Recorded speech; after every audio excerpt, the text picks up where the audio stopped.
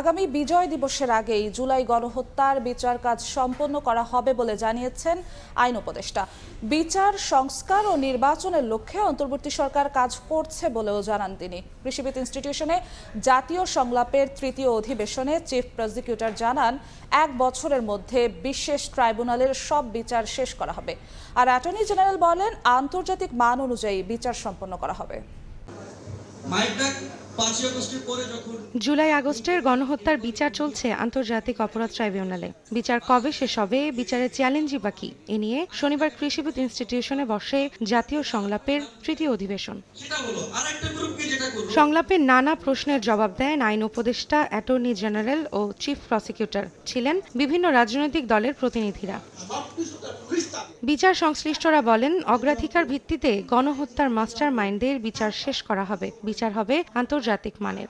গণহত্যার যিনি প্রধান নিউক্লিয়াস ছিলেন শেখ হাসিনা সহ তার যে নিচের দিকের কয়েকজন ছিলেন তাদের বিচারকে প্রায়োরিটাইজ করছি।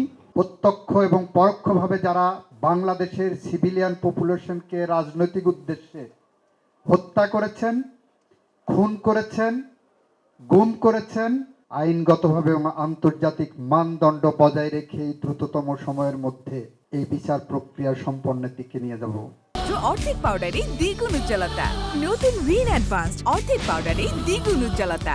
সংলাপে আইন উপদেষ্টা বলেন আগামী বিজয় দিবসের আগেই সম্পন্ন করা হবে জুলাই আগস্টের গণহত্যার বিচার। জুলাই গণহত্যার যে বিচারটা যেটা আমরা শুরু করেছি, আমরা আগামী বিজয় দিবস গণহত্যাকারীদের শাস্তির রায় সেলিব্রেশনও করব।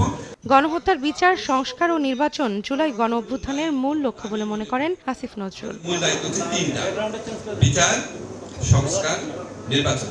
এবং এটা আমরা কতটা গুরুত্ব দিয়ে বিচার কার্য করার চেষ্টা করছি, এটা আপনারা দেখবেন কত দ্রুত সময়ে আমরা এই ট্রাইব্যুনালটা পুনর্গঠন করেছি। সংলাপে জুলাই অভ্যুত্থানে আহত ও শহীদ পরিবারের সদস্য এবং বিগত সরকারের আমলে যারা গুম হয়েছিলেন তাদের অভিজ্ঞতা তুলে ধরে দ্রুত বিচারের দাবি জানানো হয়। সাক্ষী দিতে আসবেন কিনা। রৌনক নিয়ন্তা, সময় সংবাদ, ঢাকা।